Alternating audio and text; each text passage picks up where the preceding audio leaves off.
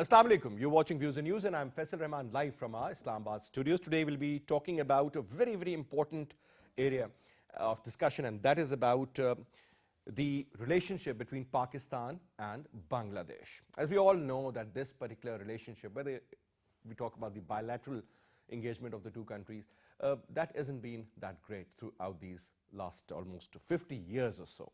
But lately there was this development when the Prime Minister of Bangladesh, Hasina Wajid, called upon the ambassador or the High Commissioner, Mr. Imran Siddiqui, and held a very important discussion. And earlier than that, Mr. Siddiqui also had a very, I would say, productive discussion with the Secretary of and the Ministry, and the Minister rather, of the Bangladesh Foreign Affairs. So at least things are moving in the right direction. Now, what needs to be done, how to move forward, that is the real story.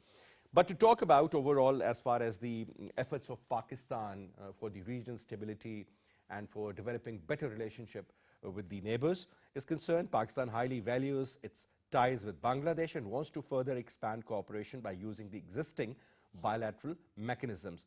This was stated by the President Arif Alvi, who met the Pakistani High Commissioner in Bangladesh today, and further stated that India has employed hybrid warfare techniques against Pakistan. India is using propaganda and support to proxies against Pakistan. The Indian footprints in Balochistan have been confirmed by the Pakistani state at the international level.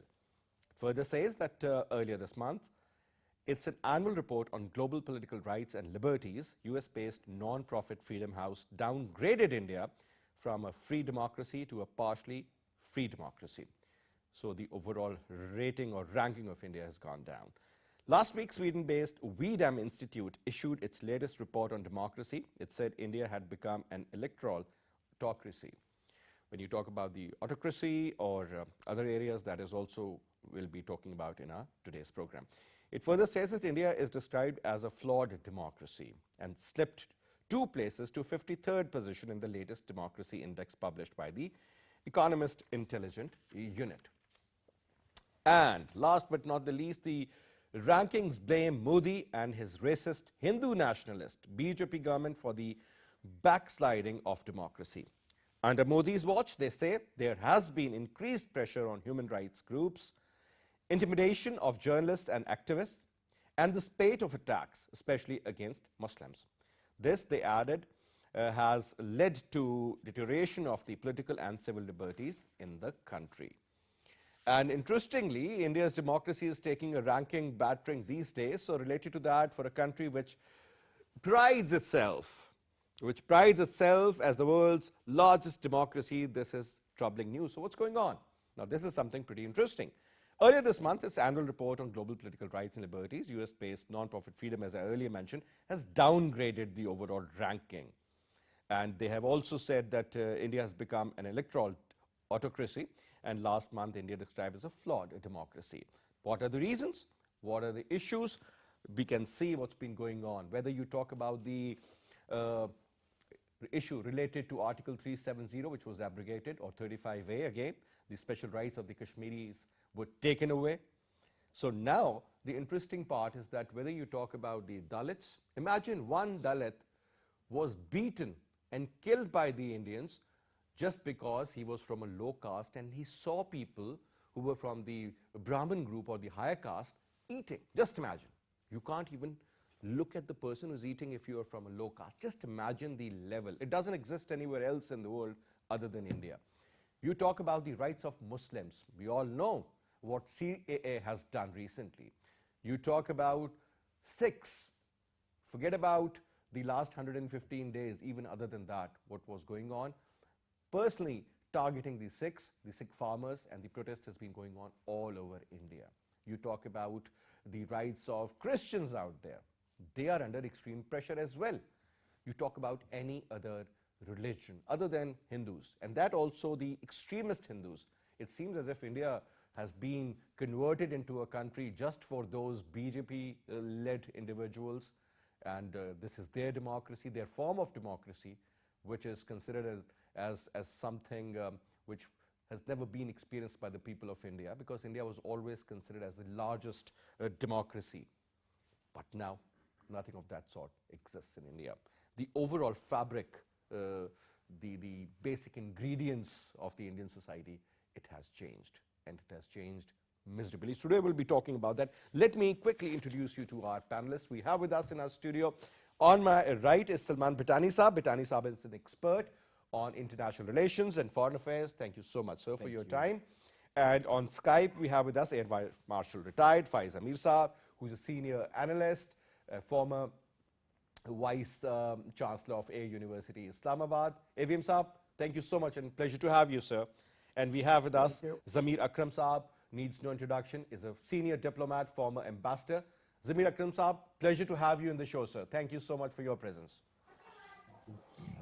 Now, starting off from you, Bhitani Saab, if I may put this question, that if you look at the last, say, almost 10 years or so, now the BJP government is in power after beating the Congress. Mr. Manmohan Singh was the Prime Minister, and then we got to see the Chief Minister of Gujarat, who was a very controversial figure, ended up becoming the Prime Minister and then again winning the election in the second term.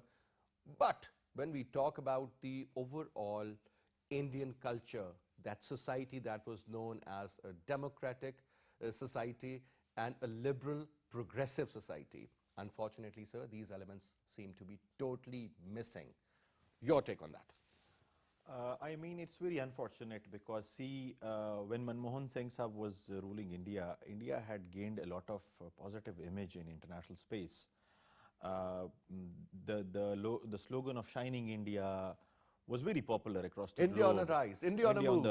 On the rise, on the move, and you know, obviously their media component is very strong. So they were projecting India as a beacon of light for democracy and civilization and a cradle of civilization and all these tags. But when Modi Saab took over, you see the situation has changed.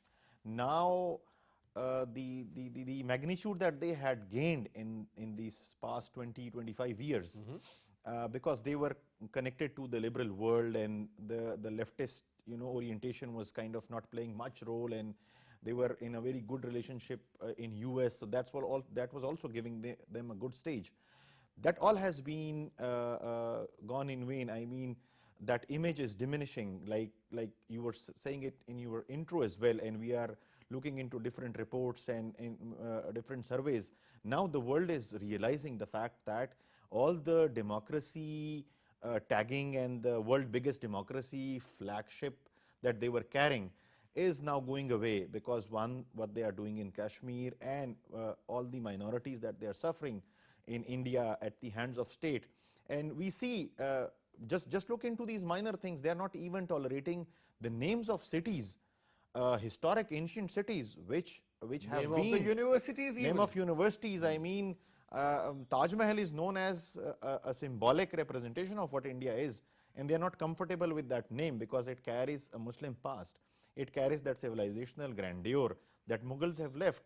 So this kind of hatred and bigotry and violence, and then the killings over the Gao killings and beating up people. You were mentioning, you were just mentioning an incident.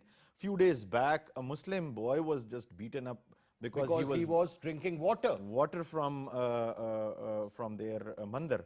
So these kind of small incidents may be small in their magnitude, but they refers to a fact that the intolerance and the social, religious, political violence has ingressed into the society at this lowest ebb, and they have raised a generation of politicians, generation of bureaucrats, generation of technocrats, and particularly a generation of media personnel who day and night are working on the same agenda to foster Hindutva, to foster this violent extremist trends.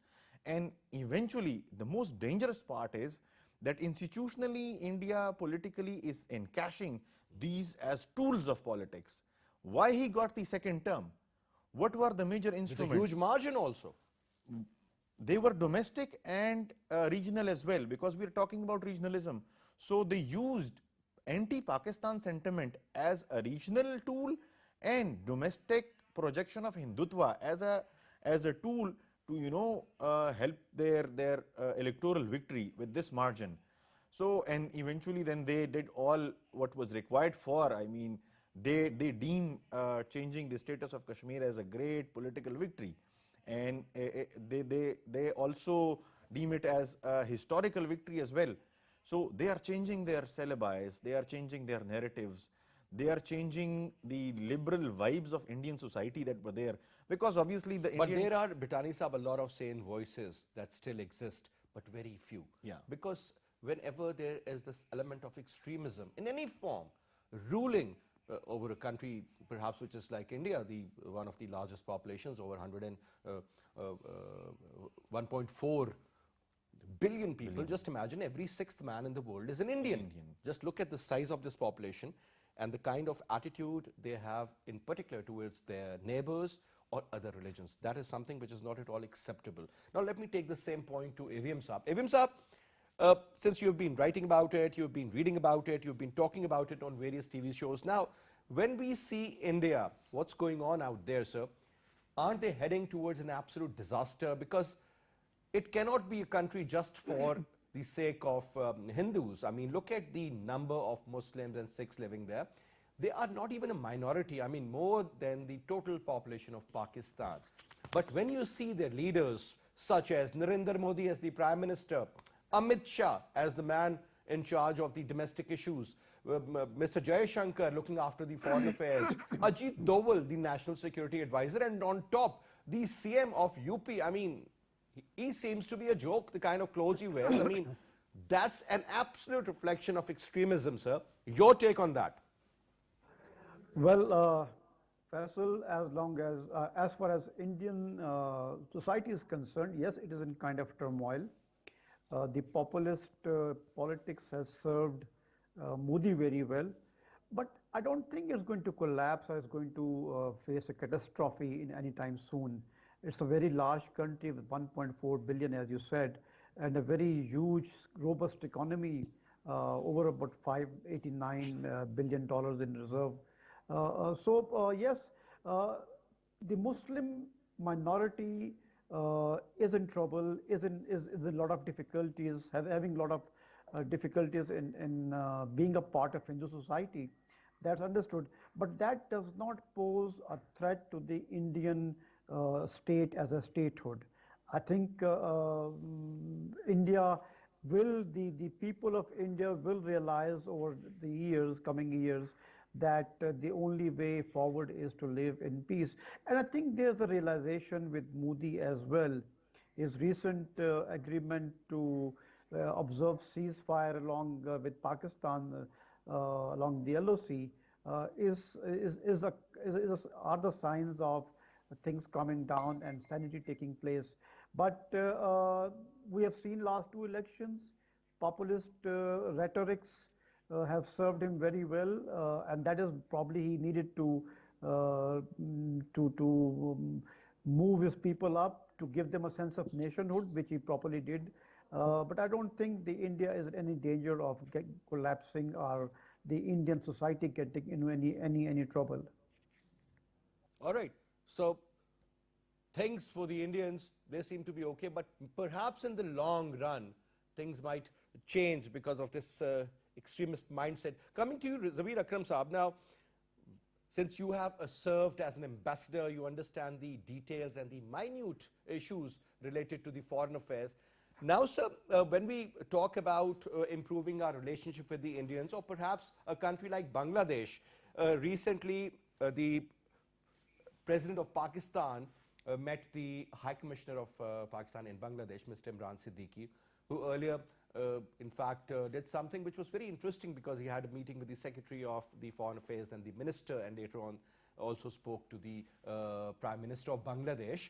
What I'm saying is, sir, do you think, sir, that bone of contention or whatever the primary issue was there between Pakistan and Bangladesh, that could be removed, and eventually there is a long way to go. Bangladesh has done so well as far as their exports are concerned, manufacturing in the field of textile. Perhaps they are really enjoying the benefits of their hard work. And now it's almost 50 years since they gained independence. We also plan to sort of, give them some sort of a support on that line also. So let's talk about it, sir. Well, let me first give you my perspective on relations with India, and based on Sure. my own experience of having served in India for 5 years and having dealt with South Asia in the Foreign Office for several years as well. I think we have to be very clear about certain very important aspects of our relationship. The first is that it is not just the Modi government or the BJP, but throughout Indian history, they have never really reconciled to the existence of Pakistan. And even if they have accepted that reality, they believe that Pakistan must be a junior partner in this relationship, and that India needs to be recognized as the dominant regional hegemonic power, not just by Pakistan, but by all countries in the region. And the creation of Bangladesh itself was the result of Indian interference and promotion of separatism in erstwhile East Pakistan. And when that did not work, then the Indian invasion of East Pakistan to create Bangladesh. So that and the follow-up to that was the hope that somehow Pakistan would now become subservient to the Indians. That didn't happen, and is not going to happen, inshallah, ever in the future. But the fact is that there is a fundamental problem between the Pakistan and in the Pakistan-India relationship, and that is the what I mentioned, that the Indians require or want us to recognize them as the regional hegemonic power, which we have not done so. Now, coming to the situation right now, and the Air Marshal referred to the Modi government's willingness to accept a ceasefire. Now, this, I think, is not due to any change of heart on the part of the Modi government, but it is in response to some of the developments that have taken place.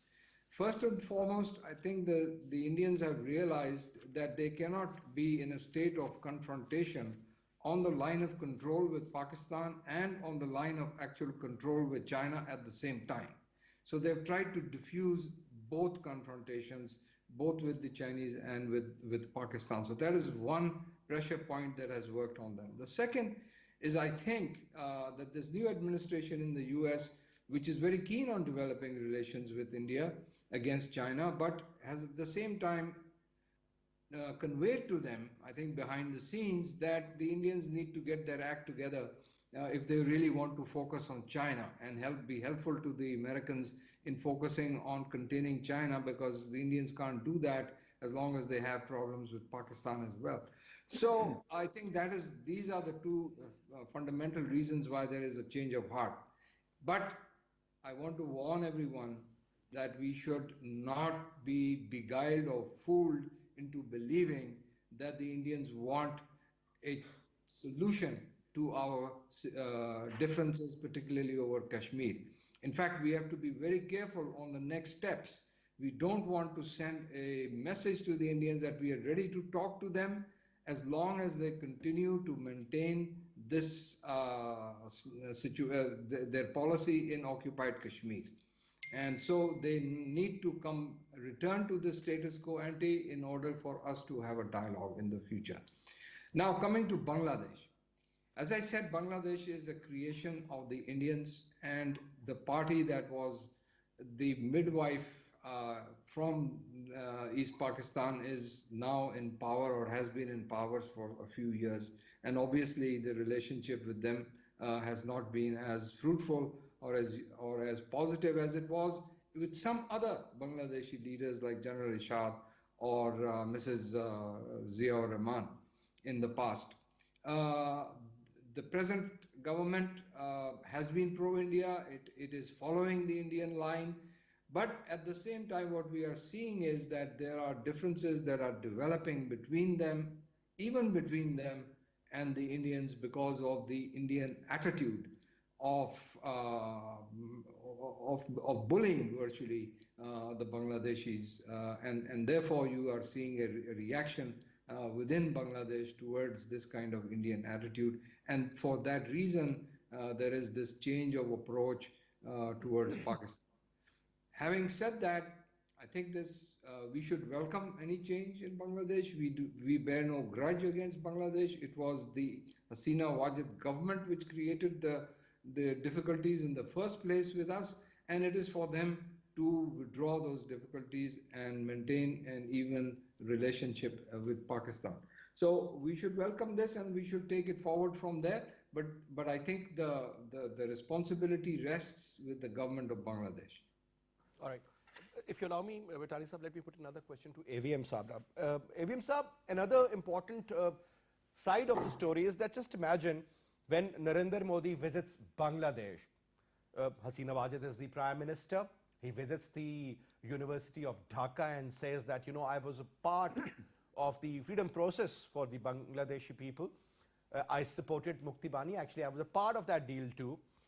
And then basically that's how we get to know that whatever he has said, he meant it, and he said it on the floor of that university's auditorium, and he meant it.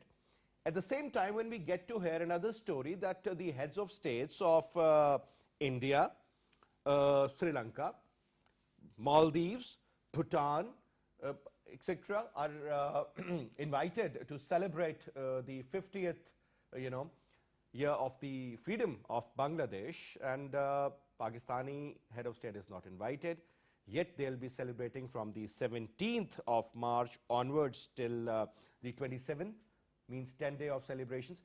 And we seem to be too keen to improve our relationships. How do you see this equation? On one hand, we are totally neglected. On the second, our president says that we want to improve the ties. And this is what they said today during the meeting with the Pakistani High Commissioner in Bangladesh. Well, we are not being neglected. We were never on good terms, the two countries in the tenure of Hasina Wajid have seen the relationship going down and not building towards the more fraternal, more better relationship. So the present movement in our relationship should be seen in the context of multilateral relationship between Pakistan, China, and Turkey, and Bangladesh, China, and Turkey. I think Bangladesh has very close relationship with Turkey, and the recent initiative of Turkey on Asian Anew, which the Recep Erdogan has been preaching. I think that in that the South Asian countries figure out prominently, and Bangladesh, because of its location between China and India, figures out very prominently that Turkey has been building up its relationship with Bangladesh over a period of time. Their trade has been developing. It is now over $1 billion, and they plan to take it to about $2 to $3 billion in next few years. Similarly, China, when it was signing agreements with Pakistan in 2014, in 2016 it signed MOUs worth 16 billion or maybe $24 billion with Bangladesh, and the Chinese companies, they also signed multilateral agreements with Chinese companies. Though those MOUs have not greatly materialized, but there's definitely a movement from the Chinese side to befriend Bangladesh and take Bangladesh into its fold for obvious reasons. They do not want to have, they all want to befriend the Indians' neighbor. So these two major forces, Turkey and China, which also have very good relationship with Pakistan, and over the last couple of years, Pakistan has preferred its relationship with Turkey and China over its relationship with the Persian Gulf countries. So this is probably a unifying force, a force that brings together Bangladesh and Pakistan. Though the movement is very slow, but I think both being progressive governments, I feel that China, Turkey, Pakistan, Bangladesh would make a good progress. And also both Pakistan and Bangladesh are also part of D8 developing countries. They are part of SARC. So there's a lot of room, lot of space for building our relationship, but that will take some time. That will take some time. And I think India, though it's not comfortable with Pakistan improving its relationship with Bangladesh, but it doesn't have to fear much.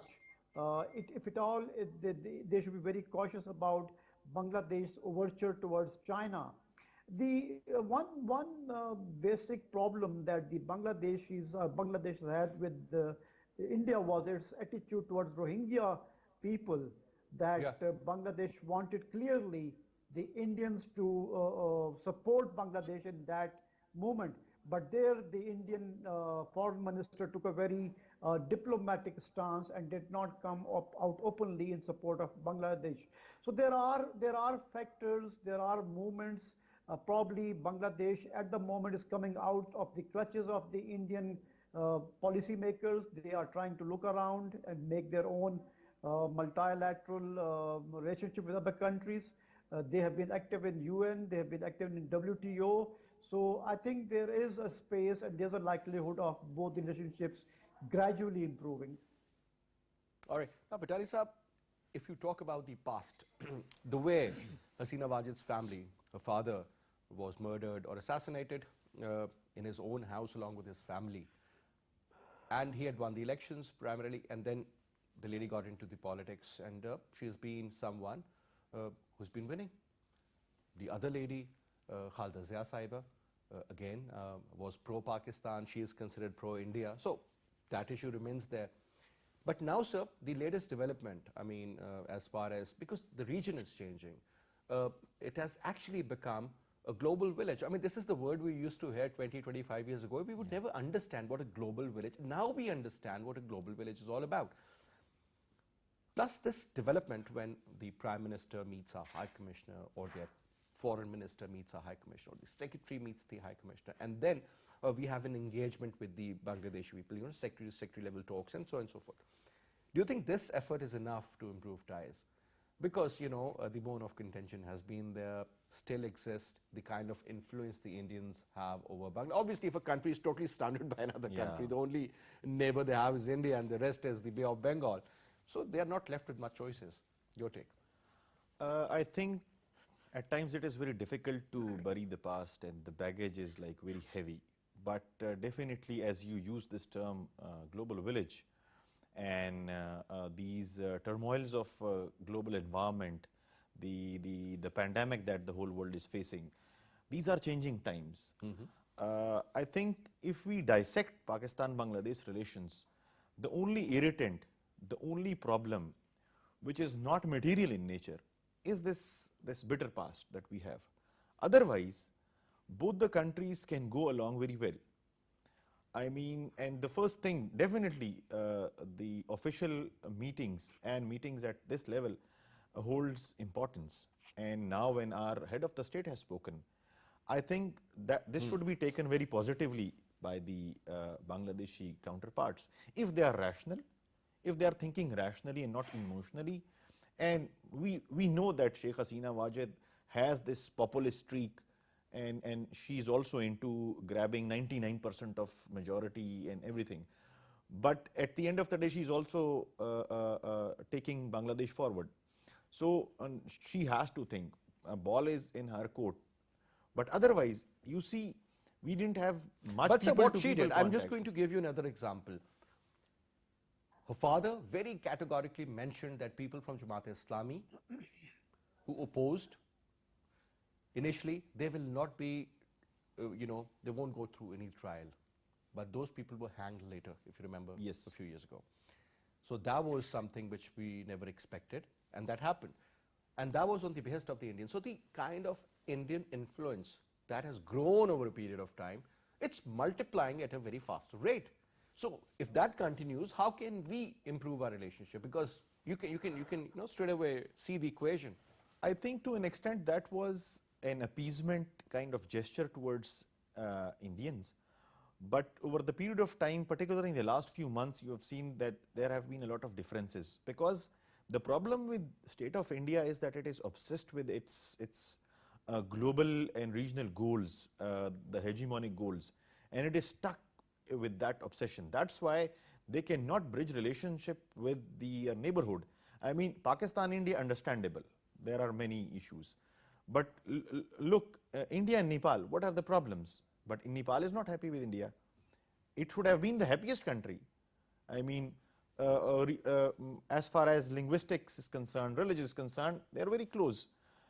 Bangladesh, India helped to create Bangladesh, and naturally they should have been the best of friends and close countries and allies and everything. But India could not manage that relations, and Bangladeshi government and people are alienating that we should be your allies, and how are you treating us? Look at our smaller countries, look at Sri Lanka, Bhutan, Maldives. So that is creating some space for Pakistan. One, two, Pakistan can capitalize on the positives. People to people contact. I mean, I'm damn sure if people to people contact is allowed, the past will wither away. There would be wounds would be healed, because we know for ourselves, when we go abroad, when we talk to people, whenever we meet somebody from South Asia, we go along with them very well. And I have very good experience with people from Bangladesh. One of my very close batchmate is from Bangladesh, and we are good friends in a foreign university.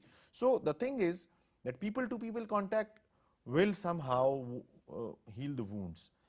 There are other initiatives, the business initiatives. We are very close to China. We are the flagship of flag bearer of OBOR, Belt and Road Initiative, and that is also a good platform. There are many platforms. That's why I said that apart from this historical baggage that we both are carrying, I mean, I may sound a little idealistic, but we have got this window of opportunity.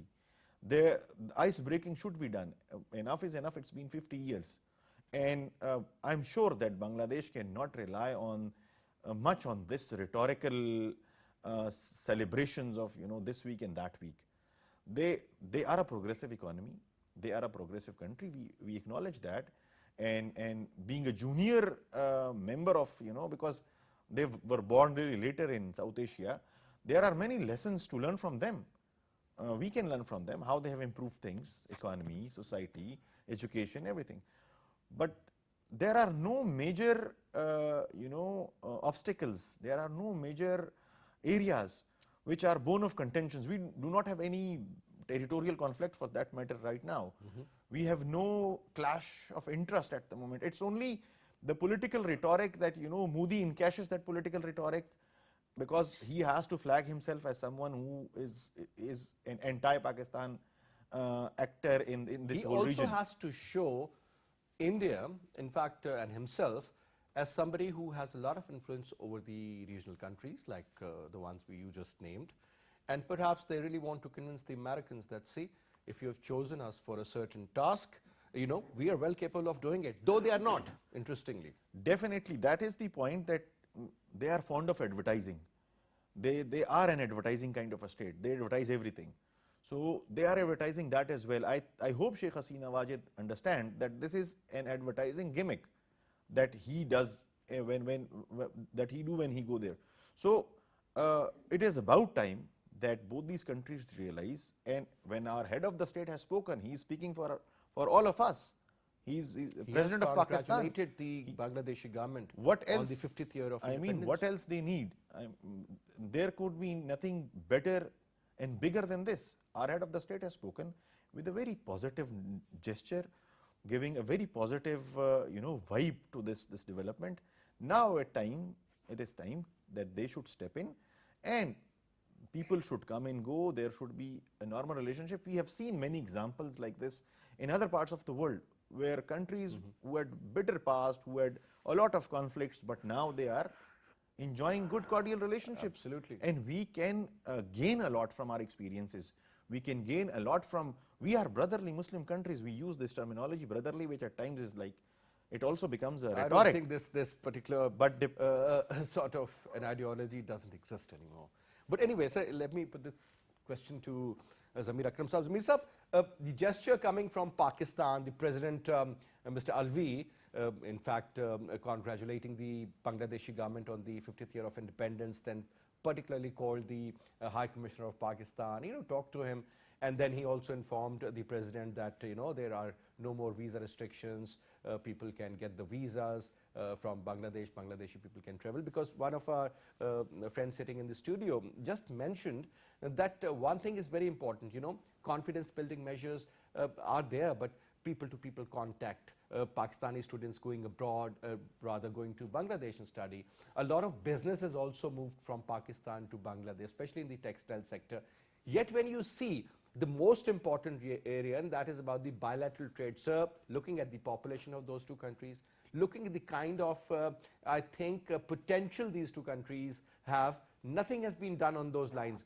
But certainly, sir, after 50 years, congratulating them, is that enough? Or you think practical steps and measures should be taken to move forward, sir?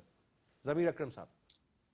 Well, it's a good start to get things back on track and to improve relations. But obviously, substantive steps need to be taken, practical measures, like you say, need to be taken, which will take time to materialize.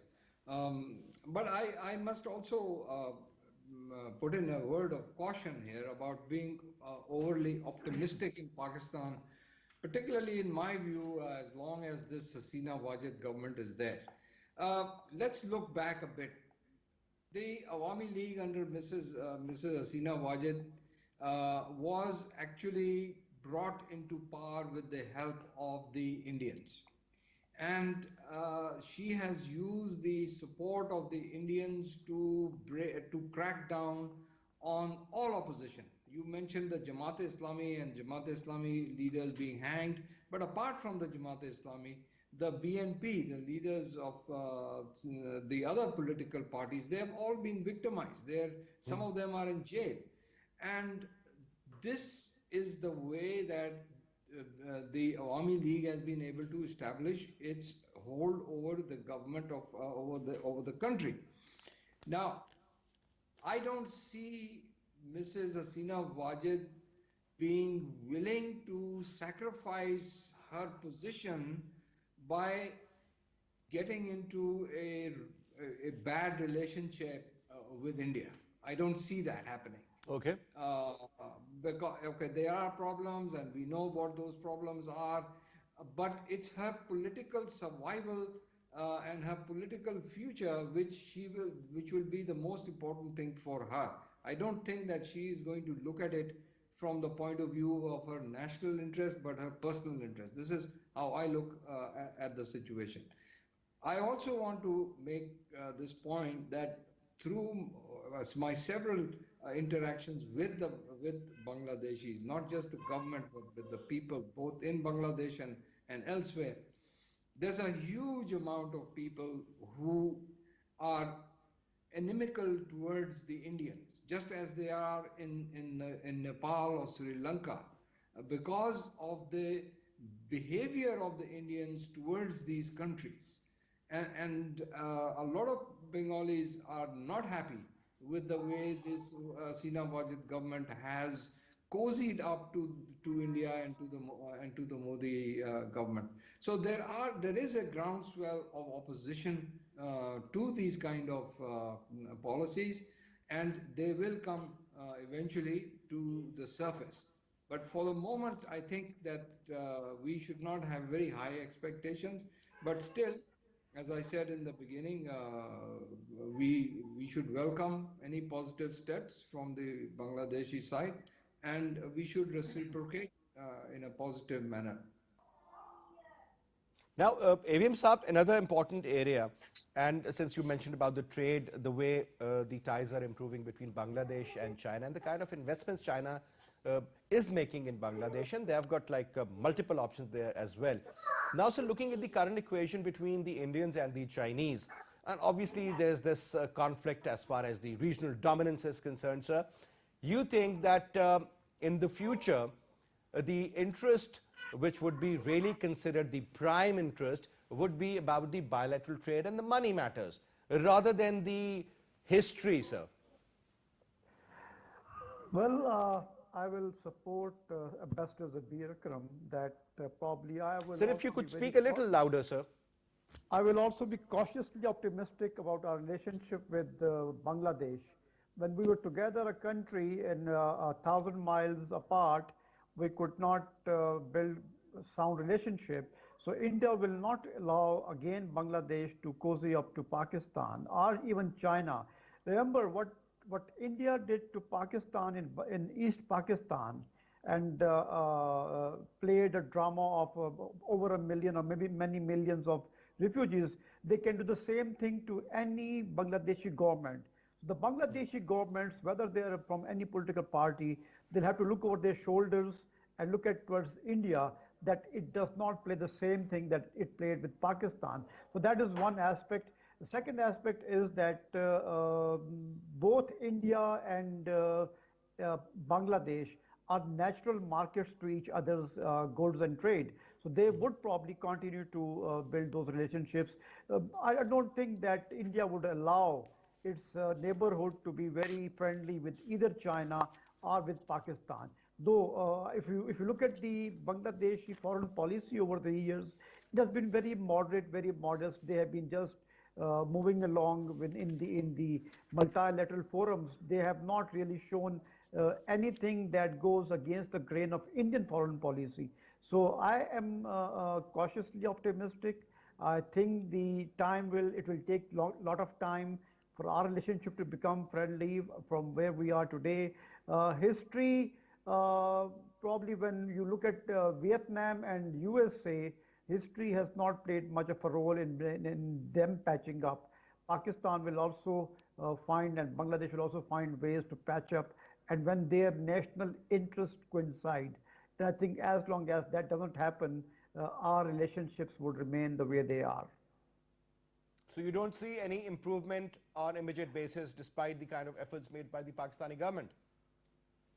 Yes, as I said, that it is very difficult for the Hasina Wajid government to break away the shackles of Indian the stronghold. So they would probably be looking over the shoulders towards India whenever they want to move towards Pakistan. Or it's a booming economy. It's a developing country. It's 30th largest economy in the world, but that does not mean that it has also a very strong military to resist Indian mischief. So they would be very cautious about the Indian propensity to arouse discontent within Bangladesh. There are plenty of Hindus there. The borders are porous. Like the way Mukti Bani was trained and infiltrated, same way many other political elements can be infiltrated into Bangladesh and create problems for the Bangladeshi government. They already have problems, strategic problems over Rohingya and over the Teesta River water distribution, and they have not been able to solve those problems over the last many years. So, but Bangladesh has never been very demanding about its rights with India. They have been very cautious, and they will remain very cautious. They're a small country as compared to India, and they have a very small military might as compared to the Indian military might, and they can't probably withstand the Indian mischief that the Indians are capable of, and that our Balochistan and our Fatah is one example to the Bangladeshis. So probably they'll be very cautious in their relationship towards Pakistan. All right, sir. Thank you so much, Faisal Mirza, for your time. It was a pleasure having you, Ambassador Akram, and thank you so much, Bhatani Sahab, for your presence as well. And that's all we have for this hour. I'll see you, inshallah, tomorrow at 8. Till then, you take good care. Khuda Hafiz.